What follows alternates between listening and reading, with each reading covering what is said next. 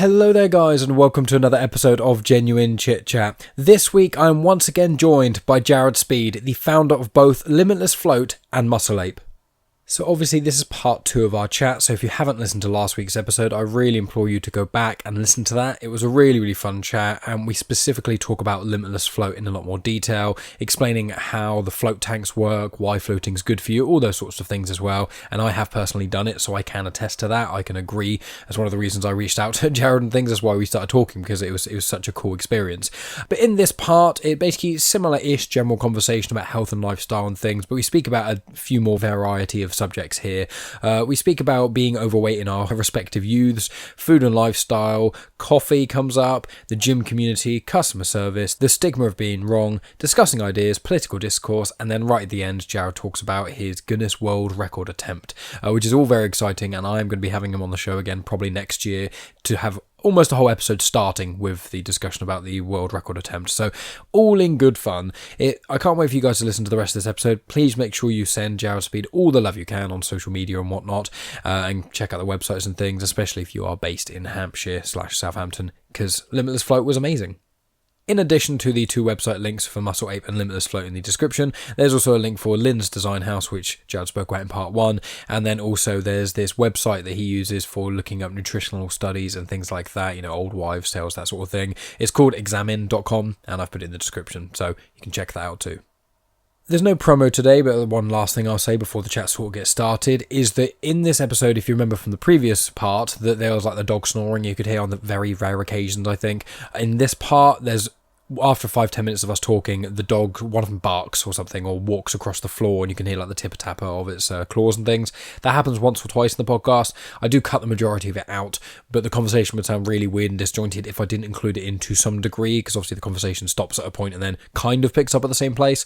So just to warn you, if anyone is a massive audiophile and cannot deal with the very quiet sound of a dog snoring occasionally, but for anyone who isn't like specifically really anal about that sort of thing, you can hear it in the background a little bit, the sort of snoring occasionally, and also the tipper-tapper things. I do edit them out, make them a lot quieter and whatnot. So that's basically what you could expect from this episode, as well as the great conversations, occasional dog interactions, which was so much fun with recording as well, because obviously I was in Jarrod's home. But yeah, wanted to confirm that to you guys before you listened. Anyway, that's about it from me, guys. Thank you as always for listening. Be sure to check me out on social media at Genuine Chit-Chat. Review, subscribe, share with your friends, do all that usual stuff. And if this is your first time, don't forget that when the chat with Jarrod finishes, I will be back at the end to give an insight into what's coming over the next few weeks, what is on my other podcast, Star Wars Comics and Canon, as well as some of the other guesting things I've done as well, which are all included in the show notes and things. But at the end, I like to talk about all the other things I've been involved with, so make sure you stick out for that too. Anyway, guys, hope you enjoy the chat. Welcome to Genuine Chit-Chat, where we have honest conversations with interesting people. And I'm your host, Mike Burton.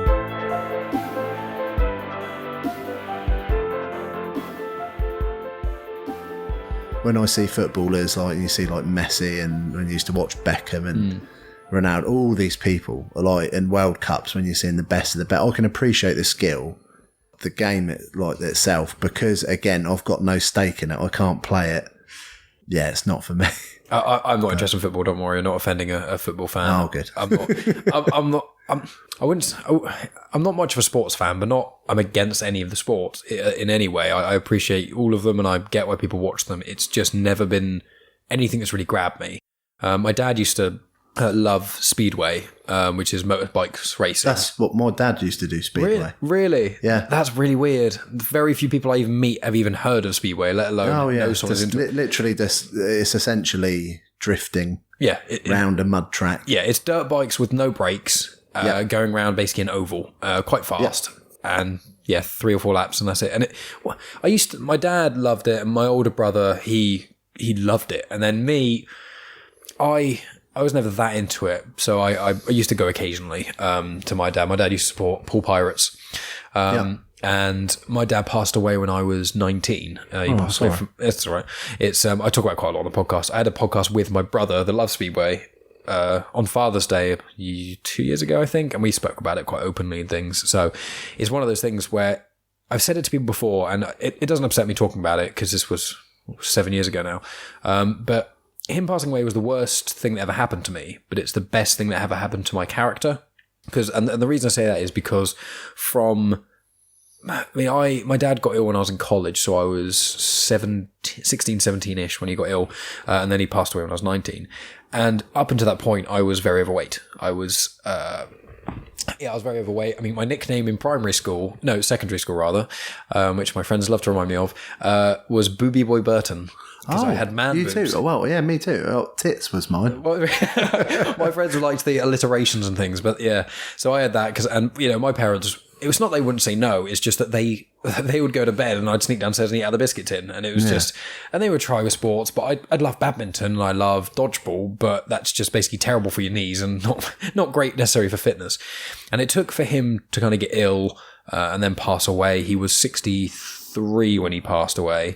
And he wasn't unhealthy necessarily, but he definitely wasn't healthy. He had a bit of the belly, and he would do the exercise bike very rarely. He smoked until, he was 50 or so, and he drank a fair amount, but he wasn't an alcoholic or anything, but he'd like a glass of wine every night, that sort of thing. And once he passed away, my mum, she was 10 years younger than him, so she's now almost passing him in age. And she's fit as a fiddle. She's always gone to the gym. She's always been conscious of dieting. And she looks, 10 years younger than she actually is. And she's completely fine. And she's married to someone else. My stepdad's great. So that's all good. And it's like that thing that happened to me made me change I was like, okay, it's quite obvious. And then my uncle passed away as well from a heart thing, like a year later, just suddenly, which is horrendous as well. God. Yeah. I'm so sorry. It's all right. Things happen.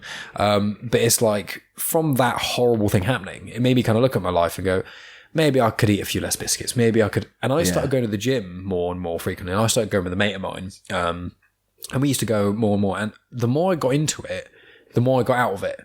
Yeah. And it was one of those weird things where the fitter I got, generally the happier I was. And I was never depressed. I never had any issues with mental illness. So I was never a sad child. But I just found it was a weird thing with physical exercise and doing more and more things. It is a weird level. It's hard to describe to people who aren't very active, but the level of satisfaction from doing a lot of exercise or going to the gym and doing lots of weights and things like that, you do get a strange high from it. It's the serotonin and things like that, like the good chemicals and stuff. But so with me doing that from it, not doing it for so long and then suddenly doing it, and now with lockdown, me and my girlfriend, we went on runs and stuff. Now she's a bigger girl and she's now trying to lose weight and things, which is really cool. But I'm quite happy that I was a bigger guy and became thinner and the way I am now. So I've kind of, it's almost sounds like a douchey thing to say, but I'm glad I was fat and I'm now not, because I understand how hard it can be in a sense to lose that weight. Yeah. And so I'm more supportive of her doing it. Oh, there's a ghost. Sorry about that. My dog's suddenly. So you're very much into that world, so I'm interested to see your thoughts on it. Don't know what I think. It's really strange because it's the more I've actually trained people. So at the minute, I'm about 136 kilos. So I'm roughly about 21 stone. You're basically double me. But no one can see you, but your arms are like double the width of my arms. So I could see that. Well, it's like I've never been small anyway. And it's like I was, again, I think I had that turning point. Must have been like the summer of year 9 at school. So being about 14, going on to be 15. And I just suddenly turned from like a chubby kid to like, I mean, when I was 15, I was about 6 foot. I haven't really grown much since I was 15, apart from out. But I was probably about 15 stone and 6 foot when I was about 15, 16, and just become, I don't know, quite fit and healthy, and training loads. But the diet was awful, and that's something I've never been able to shake. And I love my food. I like my drink as well. I started getting into whiskey in my old middle age. Nice. But I could quite happily not have any of those things, like drink. Never smoked. Like the occasional cigar, but never. Like I've never been into drugs or anything like that. But it's food is something I can never really would be. That person that could take that out. There's some people that obviously could, I could never live without smoking another cigarette. I'd have to have that, and would quite happily live on bland food or whatever. But this food for me, it's a social thing. I love cooking. I'm a massive feeder. I love food. You come round here if I'm cooking food. I've got a little kitchen that I've made myself at the end of the garden. I want to get a nice Traeger grill up there.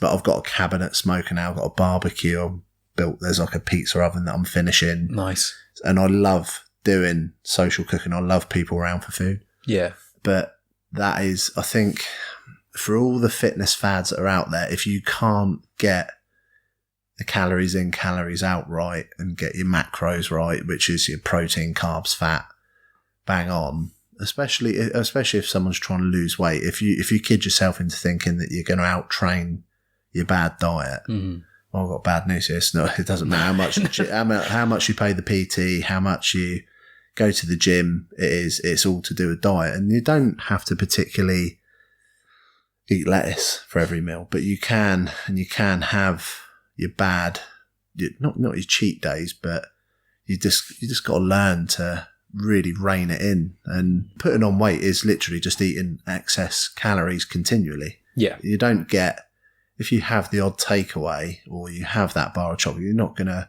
suddenly balloon up. But if you do it every day, if you're having chocolate every day, if you're drinking Coke like it's water, if it's all these things, that unfortunately just leads to either maintaining a heavy weight or, sorry, they've come back in now. The tap dancing doggos. Couldn't be worse for a podcast, could it? Having dogs Well, they've been very quiet. I mean, it's been it's a lot of fun. It's flavor text.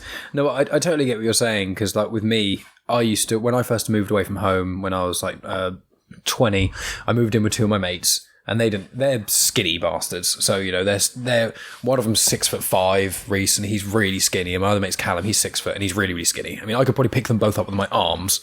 But they've always been skinny, but they eat crap. Not so much now, they're better. But me, I used to eat loads of crap. Whenever I was, I'd eat pot noodles and, microwave Rustler's burgers and Pop-Tarts and any crap you could think of with very little vegetables, because I don't like veg or fruit. But as I've gotten older, I'm like, okay, doesn't matter how much I don't like it. You put it in with other stuff, and my girlfriend is a phenomenal cook. I'm not much of a cook. I love barbecuing. Breakfast food and barbecuing, that's what I can do. That's almost my limit, but she's a phenomenal cook, and she manages to make vegetables and other things interesting, and I've got a lot more into broccoli and spinach and a lot of the good leafy greens. But I found that there was such a change. There's been like two main diet changes in my life, and one was when I was about 21, 22 or so. I was with someone who she ate really, really badly, and then I ate really, really badly, and drinking lots and all, and then we split. I broke up with her, and then me and the guys ended up moving somewhere else. And then from there, I was like, I'm going to be more healthy. I'm going to try myself and be more healthy. And it was still a lot of oven cooked food, but I was cutting out a lot of the crap, and that I could feel the difference there to a degree. And then since being with Megan and her cooking and us living together for the last year and a half, and she's a fantastic cook, and where she's trying so hard to lose weight, I'm trying to be supportive so I don't eat as much rubbish. It's like Megan since lockdown has lost over a stone. And wow. Because we've gone running every day. We went on 5K on one of my lunch breaks. So she's been really, really good with it, and she's with Slimming World, and she's really, really on it with everything. And I'm very, very, very proud of her. But from her, it was the start of this year. I think she's lost in the last year and a half. I think she lost about 3 stone, or maybe the last year she lost about 3 stone. But she's done incredibly well. And that's really good. Yeah. And she's done it slowly and steadily. And she's done those at the gym. There's those machine you stand on. It tells you how much muscle you've got and water retention and fat. Yeah. And you can see that what's happening is she's not necessarily losing weight as quickly as she would want to in certain ways, but she's seeing that the muscle's going up and the fat's going down. Obviously, that's better for you. So from that dietary change being with her as well, you feel less sluggish. It's a weird thing, even without certain weeks. If we go without exercise or go on holiday or anything, she's so much more conscious about those things. I found that a diet it's a weirdly underrated thing for just the way you feel. And I'm a massive foodie. I love far too much food, but it's almost in a weird way, once you moderate food, the bad food tastes better, so you don't need as much. It's why I used to just eat crap all the time. I have a pot noodle like almost every day. When you have a takeaway, it's like, well, this is just the same crap I'm already eating. But when you eat healthily and you're good, and then, once every, like me and Megan have one takeaway a month. That's our thing. Yeah. And it can be whatever we want. And, last month we were traveling a little bit. So we were in Blackpool. So we had like a nice big fish and chips. And when you have that in moderation, it makes you feel better from the good, but the bad in air quotes, it does something almost mentally where it satisfies something to such a massive degree, I found. Yeah, no, I think if you try abstinence, that's never, prohibition never works in anything. No, definitely not. But if you sort of start saying, that's it, I'm never going to have, well, you're setting yourself up to fail, because if you enjoy it, it's just going to be tempting. It's going to creep in somehow. But, I mean, it just depends how much you want it, because the discipline comes from the goal. And if you're sort of like, well, I just want to lose a bit of weight, you're not really serious about it. But for some people, like I said, for you, it was an awakening of, well, if I continue down that path, then that could be me. Yeah, exactly. That's 100% what I thought. So there's something in your mind there where you actively want to, it's a seed in your head that's obviously taken root. But it's like a switch almost, it was, yeah. But I think, again, it's just, I think most people do kid themselves into thinking that, well, if I just go for that extra, if I get my 10,000 steps in a day, and so, well, no, actually, you should just be doing them anyway. You should be active. We're meant to be active, like humans are not meant to be sat at a desk for 10 hours eating a 4-pack of Whispers you got in the Tesco's. And so just moving's a good one, keeping up, your neat, what it's called. So it's just, that's your walking, that's your general movement, and keeping that up. But then, of course, exercise doesn't help, but what the key thing is going to be your food, and sort of like prepping your meals really helps, like having, and it can be your dinners. Like there's, a client of mine, and I cook her dinners for her. She pays me to do it. I do it for her. It doesn't take me too long. And she gives me her prep tubs, and that's it. She gets 10 meals every 10 days, and she puts them in her freezer, and she's got some healthy meals, because she doesn't like cooking, and she doesn't, she said if she thinks she's got to cook something up from scratch, she'll just go to crap. But she's really sticking to that, and and that's how you get results. And I think if you can, in your mind, think out, like, you don't have to restrict yourself to eating like rice crackers and tuna unless you're a bodybuilder. You don't have to do that. And I think people, again, set themselves up to fail, go, oh, well, I don't want to eat like a rabbit. And it's like, well, you don't have to, but it's preparing and actually doing the legwork before, which only takes a few hours to go, right, for breakfast, having some Greek yogurt and some berries with a little drizzle of honey. Well, there'll be a certain amount of calories, there'll be a certain amount of fat, a certain amount of carbs, a certain amount of protein in that. And it's just sitting and working that out. Mm-hmm. Yeah. And it doesn't take long. No. And you can actually have stuff you enjoy. That's like what Megan does. And if it's and there's nothing actually better than having like a mackerel salad for lunch with some like garlic, olive oil thrown over it, and whatever. It's actually really, and when you eat like that, you wonder how you've not eaten like that. Exactly. And, me and my girlfriend do it all the time. You have like a green bowl. So we'll chop up a load of avocados, have some spinach leaves in there, cherry tomatoes, beetroot. And my big thing is I like chucking anchovies over everything and then drizzling the oil over it and having some chopped halloumi in there. Oh, yeah. Stuff like that. And you have that green bowl, and, it's delicious, and you have it and you're like, oh, I could eat like this all the time. But when I'm in a rush and I'm constant, I'm literally like a blue ass fly. I'm here, there and everywhere. And I don't have time, or haven't got 10 minutes just to make that. And that's all it is. It's 10 minutes. But if I would have made it the night before, I wouldn't be having this problem. But now I've got 10 minutes. Oh God, what am I going to do? Oh, well, I'm passing that garage. Well, a garage isn't selling lovely, nutritious food, is it? So that's a hot pasty out of there. That's a can of Monster. But how many people are doing that? They don't have time. We never have time anymore. And again, it all goes back to this mindfulness and relax it. But we're all so busy now. It's so much more convenient to spend £3 on a meal deal from Tesco's and eating probably crap you shouldn't. You wouldn't feed these 2 dogs it. But we're quite happy to stuff it down our neck because it fills a gap, and then you're not satisfied, and then, you know, a meal deal includes a Snickers Duo, and you can have a can of Monster with it, and then you can have like some, you know, horrible chicken. I used to have like a triple layer, the all day breakfast, but you get the 3 sandwiches in it, and you got like bacon and sausage, and you look at it, and all the little things that are red. Yeah, that should be a warning to anyone. Say, don't eat this; it's disgusting. And you know, I don't think I've ever seen anyone have a Tesco's meal deal and go, "Oh my god, when can I come back?" It's pure convenience. And, you know, again, it's just sometimes I'm guilty of it, but when I can, you know, sometimes now I just don't bother. It's just easier to have a coffee. That's another vice of mine is coffee. I've been really getting into coffee recently. And when I was younger, when I first started working at my apprenticeship when I was 19, I was like, I'm not having coffee. Because I remember specifically my parents, massive coffee drinkers, and all my family are big coffee drinkers. And I was always like, I saw it in a way when I was younger as, oh, they need that to get themselves going, and it's a bad thing.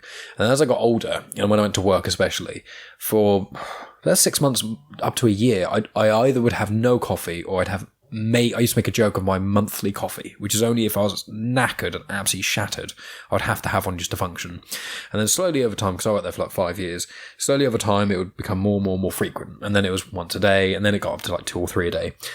And then... Easily done. Yeah, it is very easily done. And then when I left that job, you know, I'm now living with Megan and stuff, and we managed to get an espresso coffee pod machine, basically for free, because we got a gift card for choosing Vodafone or something, and then her dad gave us some money, so we ended up being able to buy an espresso machine. And I've been gradually getting more and more into coffees over the last couple of years. Now I've got an espresso machine. I'm such a douche about it. But it's like, you know, I love going to like a random little cafe somewhere. And it's like a hobby. Coffee is basically, it's also similar, unfortunately, like beer and cider. I'm a massive cider drinker.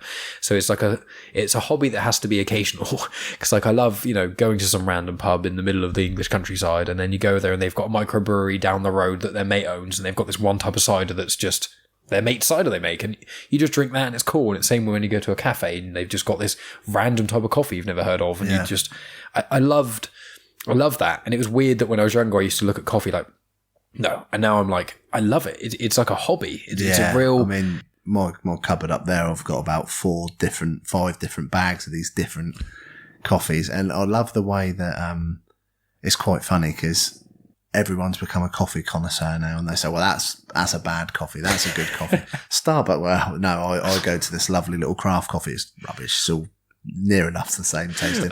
I think you'd have to be pretty like an actual coffee expert to really know the difference. And you can taste the difference between something that's come out of granules and it's almost like Bisto stroke coffee, like mixed up, or you're getting like a filter coffee from somewhere. I will say, I had one coffee when I was out, and it was a really cheap one, and that's the only time I've had a coffee, and I've been like, that was actively bad. All other coffees, the sort of thing from a burger van where they've literally emptied a Nescafe sachet. But if it's like the dust they scraped on the floor that had coffee in it at some point, and you drink it like this, sawdust and gravy granules that passing off as coffee. But then you get and I think. But this is the thing. There's me saying, you know, you've got these people that pretend they know about. I actually do know the difference now between a crap like a burger van coffee to go into some nice cafe where they've got like the little espresso machines where they're clipped, like they're stamping ones down the espresso. My girlfriend's Italian, so her family. That's one of the big things that got me into espressos. Right. We went over there, and that's when I first had an espresso. I'd never had one before. This is only last October. So whereabouts? She's from northern Italy, so Bergamo. It's near Lake Garda, near Verona-ish, that sort of area. Whereas my family, I used to travel down the south of Italy quite a lot, which is a quite weird thing. But yeah, she's half Italian. Her dad's from north of Italy. Her mum's English.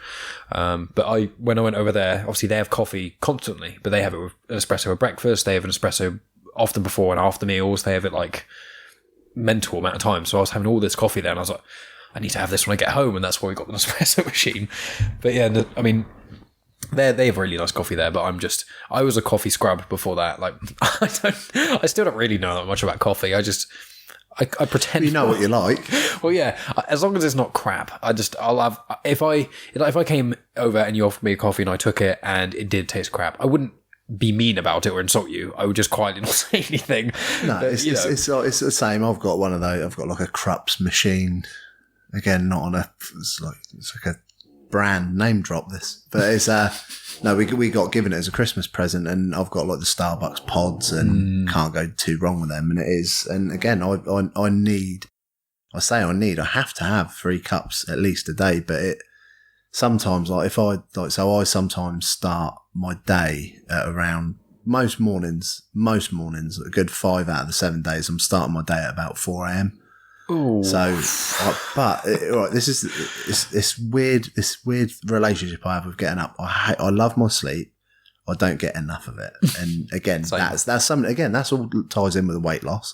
If you're not sleeping, you're stressing your body out. Stress hormone tends to make you store fat more. So anyway, but I don't get enough sleep. I get up. I love snoozing my alarm to the point where sometimes, you know, when your phone gives up on you, it's like, you've snoozed enough. I'm not going to bother anymore. You can get yourself up, and then you're doing the old shit, run round. But I try and start my day around 4, half 4.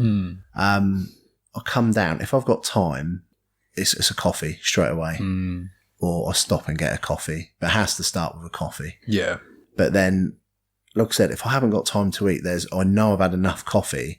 When you've got a hollow feeling, but your body's really awake because of the coffee, and you're like, oh my God, I can't have any more. And someone offers you a coffee, and you really want the coffee because it's coffee, and you know you got to have it, but you're like, I can't, just because it's going to do something. You don't know what it is, but you know it will do something. It might make you sick, might make you keel over, but you are running on coffee. It's like running on fumes 100%. On a jet. You're only running on coffee fumes, and it's that weird. And I know, and it's normally 3 cups for me. By midday, if I've only had coffee, it's 3 cups. And it's like, right, no more coffee today. I've got to eat. And I don't know, that's that. Yeah, this weird relationship I have, but I have to have a coffee, but then there's too much coffee. Yeah, I find that I used to be the case where I used to always, I'd have a coffee and I'd always need to go to the toilet straight away. And then over the time, I've managed to basically build up resistance to tolerance rather to caffeine. And it's, now I basically have to have a coffee every day now. It's funny when we go on we drove up around sort of north of England a little bit. We were meant to go on a European trip, but COVID, so we were just traveling around England, which is still really fun. But we were meant to be getting up like really early, and we're like, right, we get up early, get up, get stuff, leave. We already packed things the night before. But we got up and we're like, let's just have a coffee. And obviously, especially with the espresso machines, they take about 5 minutes, if that. You press that 3 buttons and they've already done everything. It's not even have to boil a kettle anymore. And I just love the first thing in the morning before I eat anything or do anything, it's just a coffee. It's a weird... when I was a kid, I used to look at it like, oh no, the adults are addicted to it. And obviously there is an addiction to caffeine to some degree, but it's just the satisfaction and how much I enjoy that first sip of coffee, and you kind of feel your body wake up a little bit, and you're like, right, I'm ready. And I have normally one, sometimes if I'm at work, which I haven't been at for months, if I'm at work, I'll have 2 or 3 coffees a day because people are just making them for you. Yeah. When I'm at home, I'm a bit more conservative with it, maybe 1 or 2. But yeah, if I ever have like editing to do or anything to do with podcasting or anything, and it's like a weekend, I do my editing on like Sundays, and it takes a couple of hours, and I'm like, I like to have a coffee beforehand, and that makes you feel like I'm more productive. I don't know if I am. Yep. I could even be less productive, but I feel more productive. It's a mindset thing, isn't it? Because exactly. Obviously you feel that that's the cog you need to turn into the productive mode, and it's not, you know, as long as, again, like there is such thing as too much caffeine. And I think on my Muscle Ape page, there's a thing that I go to called examine.com, and it's really good. Like they're like an independent, they're not funded by anyone. So again, I'm not plugging them, another brand. Well, I can put their name down and put them in the show notes. Well, examine.com, they're really good because they research stuff. So for example, when you've got these people that go, oh, apple cider vinegar, it's scientifically proven. They've done research papers on it to say, actually it has no effect. Nice. They produce papers on all sorts of things about sleep,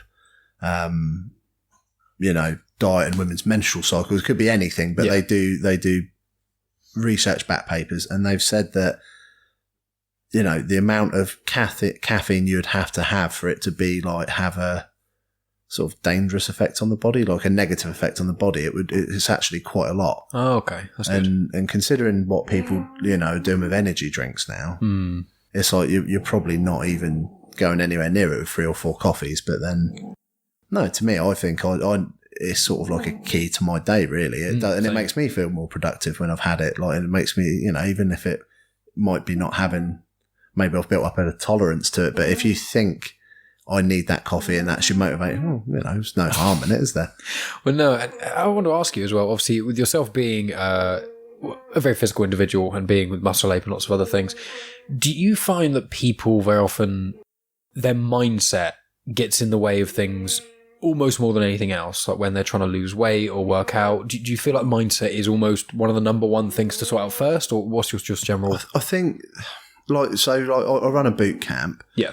Now, I've got people in there, again, I'm not going to throw any names around, but there's people in there that I would consider ultra fit. Mm-hmm. They bike ride, they run, they do tough mudders, with ease. They that's too easy. I've got other things. So I've got people that are mega fit. I've got people, I'm going to say, that are the opposite end of the scale. They exercise is really hard for them. They might be overweight, that, they've got achy bits.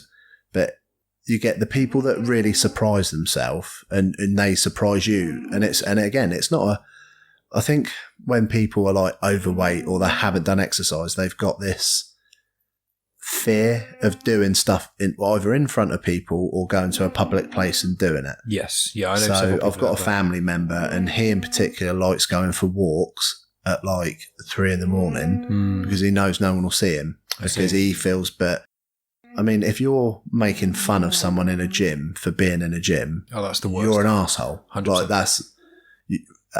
Like, look in a mirror and think why you need to project that on someone.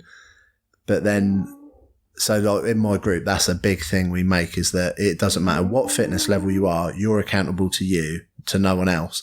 And to be honest, those ultra fit people are so busy trying to be even more ultra fit, they don't care what the person's doing next to them. So we run like an 8-station circuit, then an 8-station boxing thing, and it runs like that.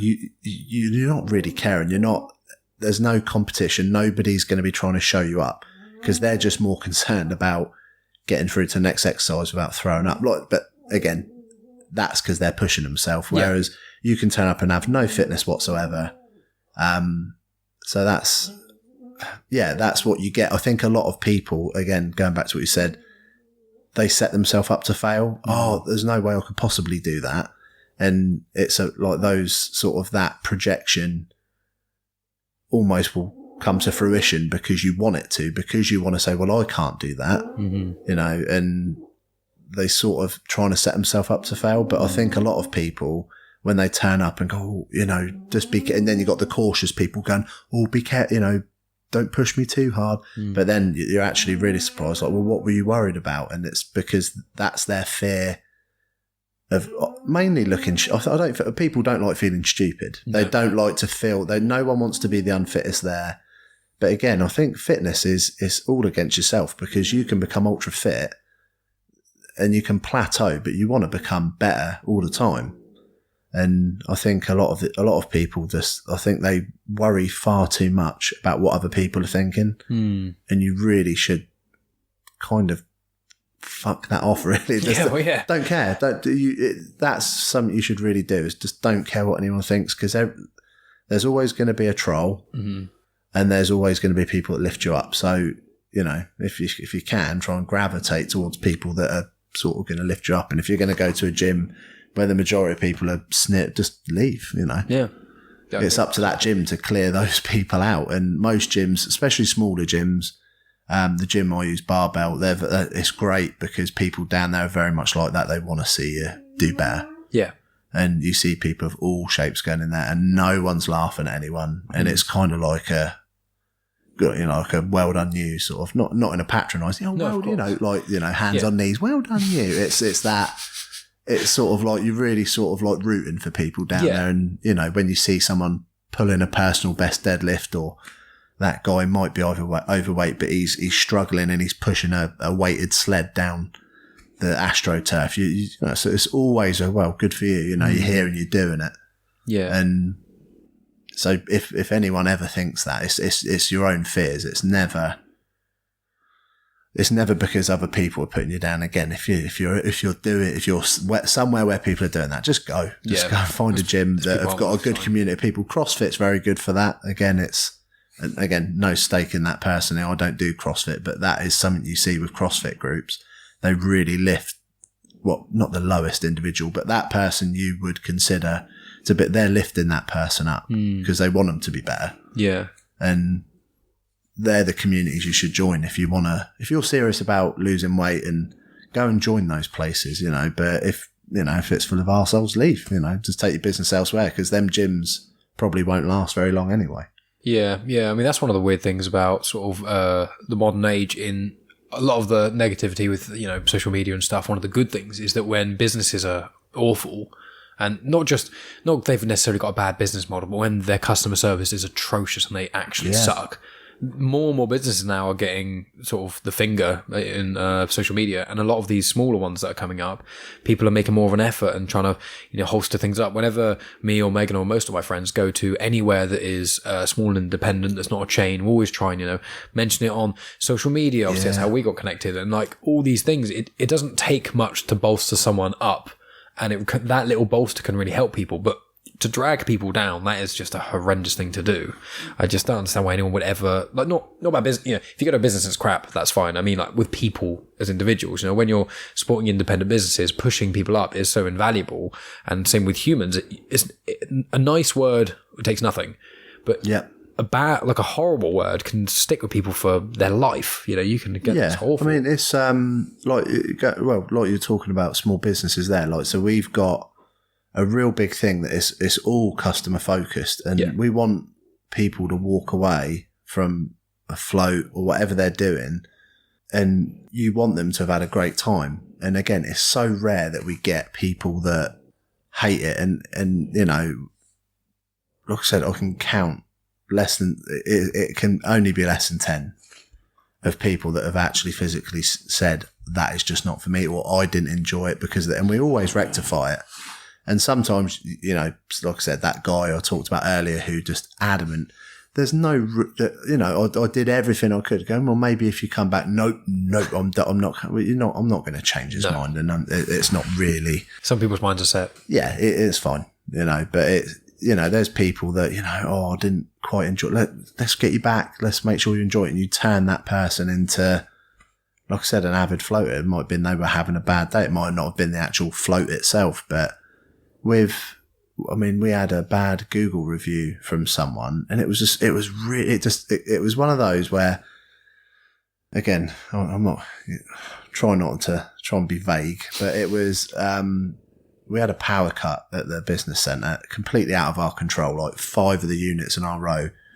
So we phoned everyone, to say, look, I'm so sorry, come back. We give you a float, and we offered some other things to say, look, we're so sorry. Everyone understood. One person give us the wrong phone number, and contacted them on email, and then that was our first floats of the day, and they were the second float of the day. So I kept my staff there for 2 hours waiting for this person. And when they did turn up, then it was explained to them, they just so unpleasant. And again, you don't know what that person's going through. And so we're trying to be nice. And, we said, look, come back. And we're like, and nothing was good enough. Then there was emails. And again, I'm trying to just be nice. And it's not a case of, oh God, I wonder what this person was like. I genuinely want them to go away and say they had the best time at our place. But like I said, it got to the point they left a really bad Google review, and I had to sort of rebut everything they said because it just wasn't true. Yeah.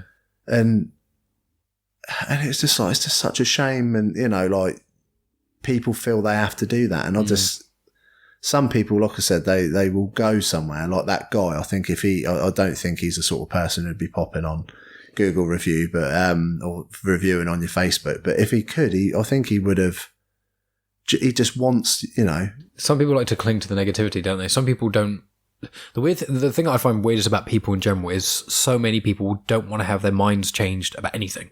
There's certain That's ideals. the most ridiculous. It's mental, isn't it? It's like there's certain Really ideals, strange. certain ideals that I generally hold fairly dear, but I think there's probably only about 3 things I could really think about, which are serious crimes. They're probably the only things you couldn't convince me to change my mind on. Apart from those sorts of things that I don't need to go any further in.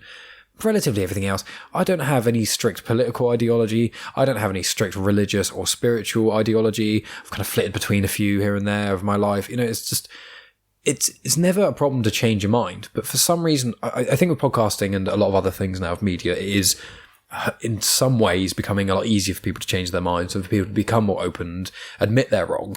Because that was one of the things that it took me years to admit I was wrong, because my dad never did. So my dad I've said this story before to people, and apologies if it makes you upset or anything, but like the only time my dad ever apologized to me is when he told me he had cancer. That's the only time in my entire life. My dad and I had some ridiculous arguments. It's the only time in my whole life that he didn't need to apologize, and he did then. And it was just like, fuck, like, and it's that mindset he unfortunately passed on to me for ages. It was around my 20s or so, really, until I could really start saying when I was actually wrong about things. And obviously that wasn't great in relationships and things. Unfortunately, I kind of grew as a person from that. But it's this weird mindset of being wrong is being weak, when it's not. It's one of those things, like some of the most humbling moments and some of the best moments in my life is when I've been like, no, I'm wrong completely. I was wrong in this regard. And then where that takes you sometimes is so much more valuable than you just clinging on to this. There's some things like and again, I find it more in a relationship.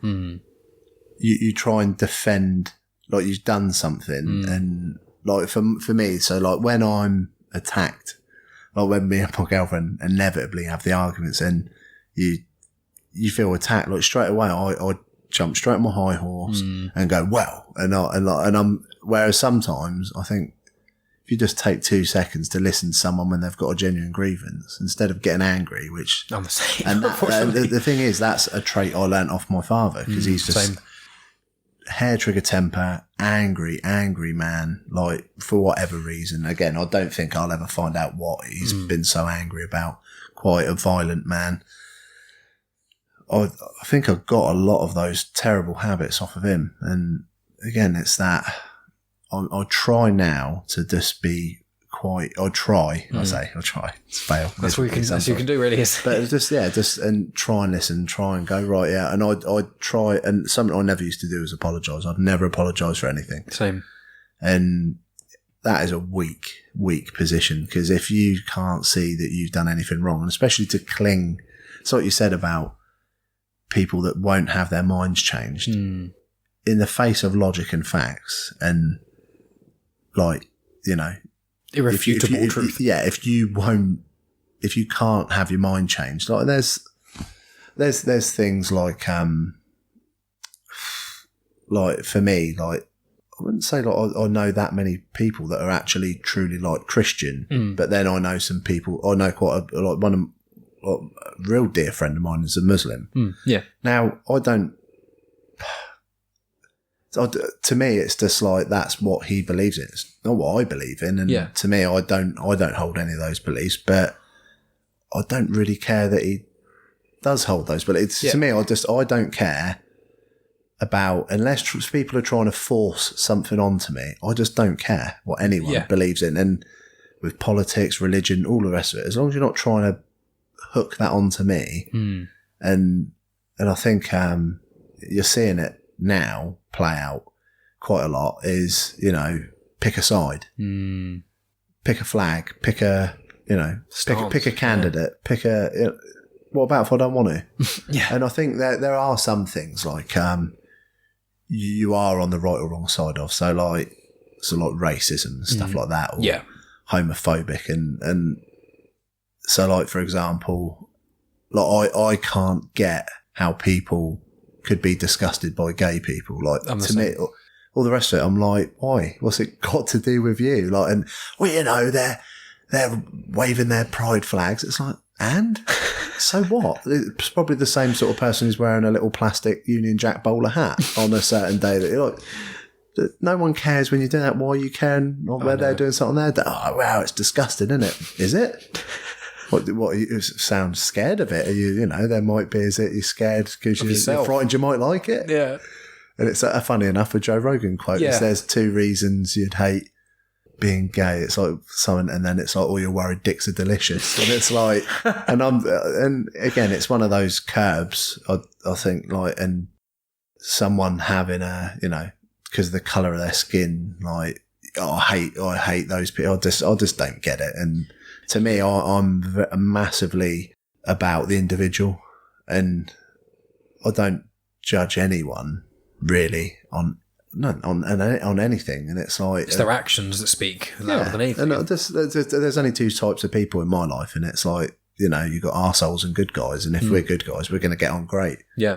And it doesn't really matter. And it's, you know, I'm lucky enough that I've got a broad range of people that I know, and all different, you know, on whatever you name it, whatever it is. I just don't care. But at the same time, none of those people ask me, you know, you've got to do this, or it's a friendship. And I think this is what's playing out now, is people are setting their mindsets of different things, and no one listens to each other anymore. You know, well, I'm right and you're wrong. Like, well, are you? Have you talked about it? Are we going to have a reasonable discussion? Are you going to shout over the top of me? Are you going to punch me? Are you going to, you know, you're going to make me pick a side? Like, 100%. I mean, one of the things I've loved about doing the podcast and things is I have so many interesting conversations with people that I don't all necessarily agree with. I've agreed with everything that you've said. But like, that's great. Otherwise I'd have punched you. You've got to agree with me. But like, I've had, you know, I align myself religiously as an atheist, but I've got Christian and Catholic friends, and like Megan, she's Italian, so a lot of her family are Catholic and things. And that's fine. But it's one of those things where, although I'm fine with anyone's religious beliefs or anything like that, I'm the same as you, and I find it hard to bite my tongue at certain aspects. So if someone said, your music taste is crap, I disagree, because I think my music taste is good, but I won't get fired up necessarily about that. But when it is the certain ones, like if someone is being homophobic or someone is being really racist, I'm just like, I find it so hard to not say anything. I mean, yeah, I haven't really come across anyone, I think, who's racist, or at least that I know to be racist. But I've come across people who I don't associate myself with who have said certain homophobic comments or things like that. And it's just like, is it worth the fight? Not physically. I've never been in a fight physically in my life, but you know what I mean? It's like, I don't want to argue with anyone necessarily. I don't want to have these things, but it's that weird thing where it's like, if I hear anyone being really homophobic or anything like that, I'm just, there's that little part of me that's really argumentative and just wants to argue with them. But annoyingly, a lot of the time you can argue with them, but they're still going to be a twat. And it's this weird thing, because I don't want to sound like I'm some sort of, you know, yeah, I'm a white knight. When people are homophobic, I tell them off. It's like, well, I try to, but I don't want to sound like an asshole about it. Do you know what I mean? Like, if someone is being homophobic, do you want to know what though? The funny thing you say about that, but if you did dig deep with it or something, so say like someone makes a comment, you go, oh, why do you think that then? Yeah. And they go, well, you know why? No, I don't. That's why I'm genuinely asking. It's like, and you wait with bated breath for them to go, wow, you know, like, and they don't. I think half the time, like when they spout stuff, they don't actually know. They've just heard other people. They don't know why they're angry about things. They don't know why they don't like someone. They don't know, and you know, it's just it's a very weird space to be in at the moment, I think, with social media and life and everything, and especially with COVID and everything. Everything's just kind of been ramped up to 11, but also our weird British sensibilities makes everything under the table. It's a very peculiar thing in a lot of ways, isn't it, compared to like Americans, which are normally shouting things from rooftops and whatever. But I mean, all of that, like, it's difficult, because I've got an American friend of mine, and like I've known him years, and he's a great guy. And watching him, and he's sort of like, and I can see how frustrated he's getting, because he's a Democrat and hates Trump, and and it's quite funny looking at the US politics at the minute, because all these people are going, well, if we just get rid of Trump with Biden, and it's like, in my head, I'm like, because you keep voting people like Biden in, that's what's creating the Trumps. It's like, 100%. Trump's not the problem. He's a symptom of the problems of corrupt. But then and that's not just US politics. No, here as well. Politics here, like, it's all right going, let's get the Conservatives out. But then there's what got them there in the first place. And people don't sort of address this. And I don't know, like in America, they've got that 2-party system, and independents are seen as wasting your vote. And it's kind of like Labour, Conservative and Lib Dem, and you vote Lib Dem, you're wasting your vote. And it's, I don't know, that's a can of worms. That is a can of worms. But it's one of these things where it's, people won't won't talk about it. They won't talk about the issues and the fact that Biden is like a terrible candidate to like take on Trump. He's so old as well. Like I don't even have that much skin in the game of US politics, but you see him talking and things like that, and you're just like, Bernie was old as well, but Joe Biden is old. He's old, but and again, it's like there's people that will lose their mind for just talking about it like this, but like he's clearly. I mean, look, Trump's like an Orange game show host.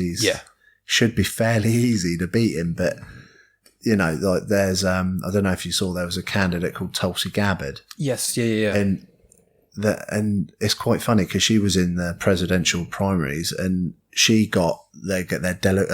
Again, I'm probably talking nonsense, but they have to get their delegate votes. Biden, I think, got none. Yeah. Tulsi Gabbard got more than him, but it was run out of the race, and it was widely touted saying, well, no one like that's going to get it. And it was going to be Bernie, but then Biden's got it. And it's like, there will be no change. No. Because, I mean, if you look at it, name one Biden policy. Well, exactly. And his terrible slogan, build back better. Like, what does that even mean? And Trump, at least, like, and again, I'm going to not stay neutral, but build a wall.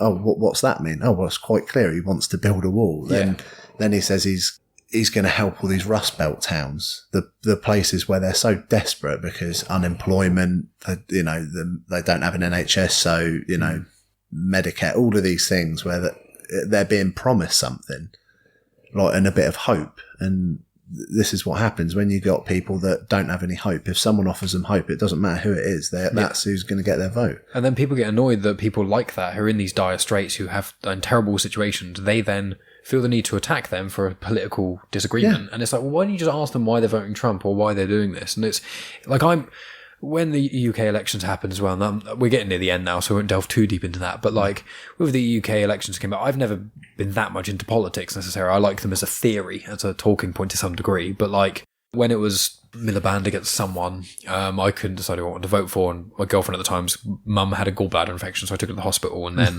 so I didn't vote. But like there's been times in the politics, and I'm just like, I don't necessarily want either in for different reasons, but to even have a nuanced opinion on certain things, that is somehow seen as wrong. It's almost like if you've got someone who's yelling about the right and someone who's yelling about the left, and you go in and go, maybe we can meet in the middle in some way. Maybe I'll take some of what you think, and we'll see. Then they both yell at you, and then it's just like, well, this is, as you say, it does link back to that whole. Some people are so married to their team, to their ideas, that tribalism and stuff. It's just like, if people just it's got ridiculous, and it's literally, I think, the hobby of the spoilt now. Like all these people that tell you you've got to pick a side, do this, do that, or do the other. They're in a position where they don't have to worry about paying the bills or worry about their kids, being treated, get in hospital, get anything like that. And it's just all these spoilt people, and just causing trouble out of nothing. But anyway, like I said, that could be a conversation for another time. But we've been chatting for nearly 2 hours now, so it'll be probably a good time to put a pin in it, but we'll have to definitely do this again. If you just want to tell people like a couple of places where they can get you, I'll include links in the description, and we'll sort things out as well after we've done this. But if you want to tell people another statement of some sort that you want to say to people, and then where people can find you and all the stuff you're involved with. Okay, so in a couple of weeks I was meant to be going up Mount Kilimanjaro to do the world's highest OCR, obstacle course race. So that was a trek up Kilimanjaro to then set a Guinness World Record at the top for basically doing tough mudder type obstacles, which would then constitute it being an obstacle course race. That got postponed because obviously there's this weird little pandemic that's floating around you might have heard of. But that's been postponed till next year. But so I'm doing like if I raise a certain amount of money to do that, then the world's highest OCR as a company, I've chosen a charity for that, which is the Southampton Neonatal Ward. That's something, again, maybe for another time to talk about, but that's something that's very, very close to my heart.